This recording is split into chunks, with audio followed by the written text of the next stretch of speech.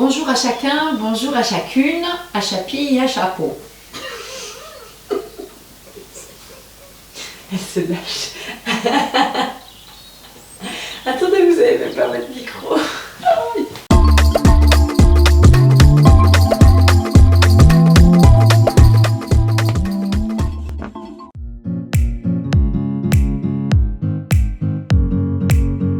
Alors bonjour à chacun. On a vu dans une première vidéo comment établir un climat de confiance apaisé dans une famille pour que les relations entre les frères et sœurs soient le plus fluides possible. Maintenant, on va rentrer dans ce qu'on appelle les conflits, c'est-à-dire les disputes entre les enfants. Et pour ça, j'ai envie d'utiliser un outil qu'on appelle le triangle de Karpman, que vous voyez s'afficher devant vous. Vous voyez, c'est un triangle qui a la tête en bas. On va voir ensemble pourquoi elle a la tête en bas. Et ce triangle, il a été dessiné par M. Karpman sur la théorie d'Eric Berne, qui a inventé l'analyse transactionnelle. Que nous dit Eric Berne ? Que nous, les êtres humains, nous avons besoin d'être en lien les uns avec les autres, c'est ce qui nous fait vivre. Sauf que, eh bien, on n'a pas appris à le faire toujours de façon responsable, on a plutôt même appris qu'il fallait rien demander, qu'on n'avait pas à demander d'aide, qu'on n'a pas trop à demander d'écoute non plus. Il n'y en a pas beaucoup parmi nous peut-être qui arriveront le matin en boulot en disant bonjour tout le monde, j'ai envie de parler, est-ce que vous êtes d'accord pour m'écouter ? Non, on ne va pas le faire, on n'a pas appris à le faire, on n'a pas appris à demander un câlin, on n'a pas appris à demander du lien aux autres et donc, eh bien, on va utiliser des stratégies. Et puis en plus, on a du mal à recevoir.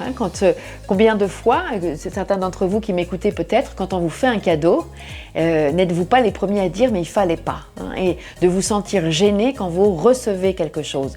Donc le lien entre les êtres humains, bien qu'il soit nécessaire, n'est pas toujours simple. Alors quand on utilise des stratégies en fait pour rentrer les liens avec les autres, on dit qu'on triangule, par exemple. Et vous voyez dans ce triangle, ce que vous voyez, c'est que tout en bas, vous avez la place de la victime. Alors c'est une manière, effectivement, de rentrer en lien avec quelqu'un d'autre, ça va être de se victimiser. Quand on se victimise, ça veut dire qu'en fait, on se plaint à quelqu'un. On fait le malheureux, on fait celui qui a de la peine, celui qui n'est pas bien, ou même on est passif. Vous voyez ce genre de personne que vous avez face à vous et que vous n'arrivez pas à bouger, qui ne prend pas d'initiative, etc. Eh bien, il se place en bas du triangle, à la place de la victime. L'idée de la victime, c'est d'être pris en charge, parce que bien sûr, on a un des bénéfices qu'on appelle un bénéfice secondaire. On est pris en charge, on a du mal à être responsable de nos difficultés, de nos malheurs, et donc on va attirer la sympathie, on va monopoliser beaucoup d'attention. Et puis, on est plutôt certain d'être impunis puisqu'on est les innocents de l'affaire. C'est pas de notre faute ce qui nous arrive. Alors, eh bien, on va être un peu gnantisé peut-être quelquefois dans l'histoire ou en tout cas pris en charge. Il peut y avoir un aspect tout à fait jouissif à être victime parce que, encore une fois, on en attend des bénéfices. Alors, je vais vous donner un exemple très simple. Imaginez que vous arrivez en retard quelque part.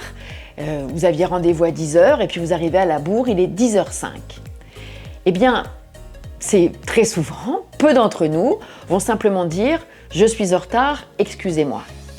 En général, on va essayer d'expliquer. « Excusez-moi, je suis en retard, ah là là, c'est incroyable. Ah là là, mais tous les bouchons qu'il y a maintenant, c'est dingue. Le périph', c'est incroyable. Et puis tous les travaux qu'ils font. Puis alors les jours où il pleut, c'est encore pire. » Ok, quand on parle comme ça, on se met à la place de la victime. Si vous voyez le triangle, regardez les deux places qui restent, celle qu'on appelle en fait celle du persécuteur ou du bourreau, ou celle du sauveur. Et effectivement, quand vous vous mettez à la place de la victime comme ça, ceux qui sont en face de vous n'ont pas tellement de possibilités de répondre. En général, ils vont être gentils avec vous en vous disant « Ah là là, mais c'est vrai, mais t'as raison, ah c'est incroyable, et puis alors ça s'arrange pas, puis alors maintenant qu'ils nous ont retiré une voix, c'est encore incroyable.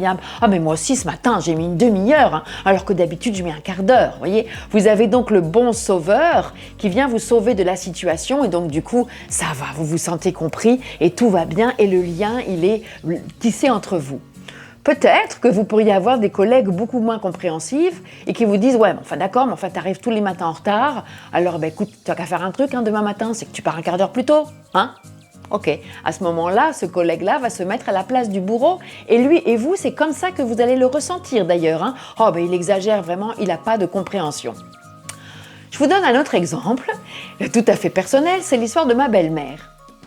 Il se trouve que ma belle-mère avait un fils unique et que ce fils unique avait une épouse, moi, et que nous avions beaucoup d'enfants, que ma belle-mère n'avait jamais, elle, travaillé alors qu'elle avait un fils unique et que sa belle-fille, qui a beaucoup d'enfants, en plus travaille à temps complet. Alors, pour ma belle-mère, c'était quelque chose de compliqué à comprendre, qu'elle avait du mal à concevoir. Et elle, quand elle venait nous voir, elle se posait à une place très particulière qui était la place du Sauveur. Et comment est-ce qu'elle faisait? Elle me disait « Oh, ma petite chérie, hein, surtout je veux pas te déranger, hein, parce que tu as déjà vraiment suffisamment de travail. » Alors elle ramenait en fait avec elle son manger. Hein. Alors elle avait fait le pâté de pommes de terre, le pain, la salade, le gâteau. Elle avait tout fait, elle ramenait avec ses paniers pour surtout ne pas me déranger, parce que j'avais tellement de travail. Et puis pour encore moins me déranger, elle allait dormir à l'hôtel, parce que vraiment elle voulait pas me donner de travail. Vous voyez, donc elle se posait là à la place de la sauveuse. Bon, chacun d'entre nous, hein, on aime bien être cette belle personne généreuse, équilibrée, forte, protectrice aussi avec les autres. Hein. On aime bien être du côté du plus faible, ça nourrit notre ego. C'est très gratifiant d'être cette gentille belle-mère qui comprend si bien sa belle-fille. Ça donne une impression de puissance. Moi, je sais, moi, j'ai la solution des problèmes. Et en l'occurrence, je t'enlève du travail. Et puis, en voyant combien je suis en peine, hein, ça lui évite aussi d'aller regarder où elle est en peine elle-même. Hein. Quand on est à la place du sauveur comme ça, eh bien en fait finalement on va régler les problèmes des autres et puis on va pas trop regarder les siens pendant ce temps-là. Hein. On voit toujours mieux ce qui se passe chez les autres que chez soi. On adore être ces sauveurs parce que nous avons tous peur en fait d'être abandonnés. Hein. Au fond, ma belle-mère, elle a très envie d'être aimée par cette belle-fille qui est moi. Hein. En fait, au départ, ça part d'une bonne intention et donc elle vient sauver sa victime, moi. Moi, effectivement, je suis débordée, c'est vrai, et je me plains souvent, je me plains auprès de tout le monde, et j'aime bien qu'on me plaigne un peu, moi aussi, j'aime bien qu'on me dise que je suis incroyable, que j'arrive à faire tout ça, etc. J'aime bien, et comme toutes les victimes, j'aime bien qu'on me flatte. Et moi je lui dis « Ah, vous êtes si gentille !» Vous voyez, donc en fin de compte, elle vient me flatter. Et puis moi je viens la nourrir dans son rôle de sauveur. Vous êtes tellement gentille. Oh, merci, belle maman. Sauf qu'à un moment donné, évidemment, ce serait le truc idyllique si ça pouvait durer comme ça très longtemps, mais ça ne dure pas comme ça très longtemps. Au bout d'un moment, j'en ai marre, hein, et je vais prendre un autre rôle. Et c'est pour ça que le triangle a la tête en bas, parce qu'en fait, à partir du moment où on triangule, on change constamment de place. Et à un moment donné, je veux prendre la place du persécuteur ou du bourreau. Je vais prendre la place du persécuteur ou du bourreau. Je vais m'énerver. Je vais devenir sévère, je vais devenir cassante, autoritaire. Et puis de sauveuse, eh bien, elle va passer victime de moi. Alors, moi, je vais évacuer ma frustration. Et puis si j'allais au fond des choses, hein, je pourrais même voir ma belle-mère au départ comme une persécutrice aussi un peu, hein, parce que est-ce qu'il n'y a pas un peu de mépris dans son sauvetage? Donc, vous voyez, en fait, c'est pour ça que je vous dis que ça bouge beaucoup, parce que les sauveuses, je suis victime, mais en même temps, il y a un petit peu quand même du persécuteur, parce qu'il y a du mépris à l'intérieur, mais moi, je ne vais pas me laisser faire, et effectivement, je vais tout de suite venir dans le persécuteur, et elle va devenir ma victime.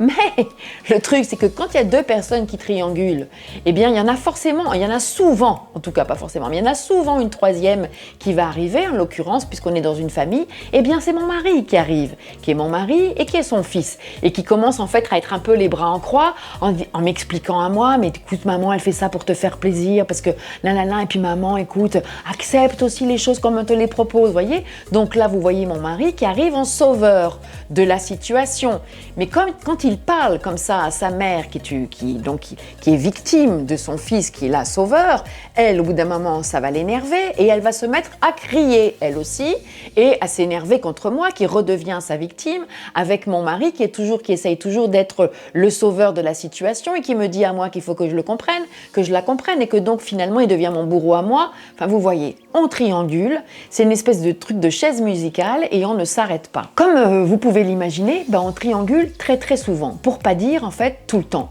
Parce qu'on a besoin d'être vu, parce qu'on a besoin d'être en lien, parce qu'on a besoin d'exister. La seule solution, ce serait que chacun prenne sa responsabilité, qu'on apprenne à se parler, à être soi, honnêtement, simplement, à demander les choses.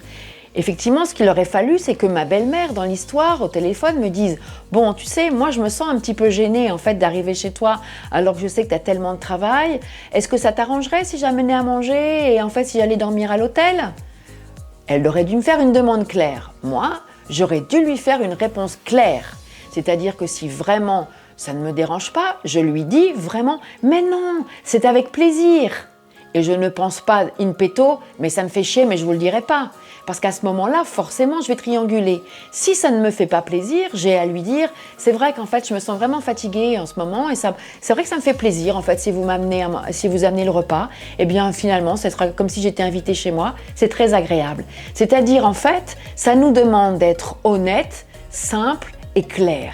Et à ce moment-là, on sort de la triangulation. Ça me demande aussi à moi de m'interroger honnêtement. Est-ce que j'ai besoin d'aide? Parce que là, j'imagine que ma belle-mère me le demande. Mais peut-être qu'elle ne me le demande pas. Peut-être que c'est à moi de l'appeler. Et c'est à moi de lui dire les choses simplement. Est-ce que j'ai besoin d'aide? Est-ce que l'aide qu'elle va me proposer, ça me convient? Qu'est-ce que je peux lui demander vraiment? Et que ma belle-mère, elle entende ma réponse là aussi. C'est-à-dire que c'est pas « oui, elle me dit ça, mais en fait, en fin de compte, je sais que c'est pas vrai ». Vous voyez? Et dès qu'en fin de compte, on pense un truc comme ça, et pof, on se remet à trianguler. Quelque chose qui m'est arrivé, tiens, très souvent en fait à la maison. Je rentre à la maison après mes enfants, après ma journée de travail, je pousse la porte de la maison et là, derrière la porte, il y a les chaussures pas rangées, les cartables, etc. J'arrive là et qu'est-ce que je fais? Je hurle parce que ça m'agace. Je rentre chez moi et c'est le bazar.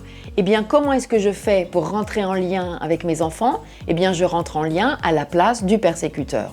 Mes enfants, bien sûr, à ce moment-là, sont les victimes et je peux compter sur un des enfants pour venir m'expliquer ce qui s'est passé parce qu'il va vouloir sauver la situation. D'accord ?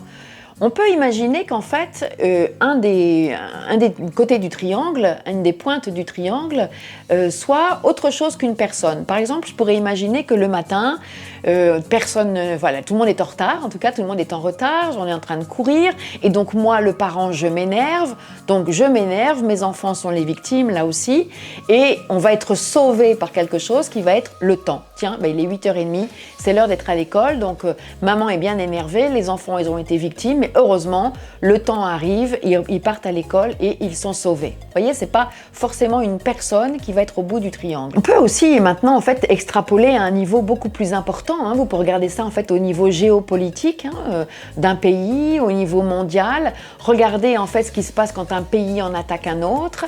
Regardez finalement qui est le bourreau, qui est la victime, qui sont les sauveurs. Et en vous disant que de toute façon, à partir de là, ça va changer. C'est-à-dire que le bourreau ne va pas toujours rester le bourreau. Regardez aussi comment en fait certains vont jouer sur le fait qu'ils sont victimes. Comment en fait on va se donner bonne conscience en allant sauver d'autres personnes, etc. Regardez tout ça parce que c'est fort intéressant. Dernière précision, bizarrement quand on est rebelle, et je le dis en fait pour vos enfants qui vont quelquefois à un moment donné se rebeller, eh bien quand on se rebelle, on est aussi dans la position de la victime.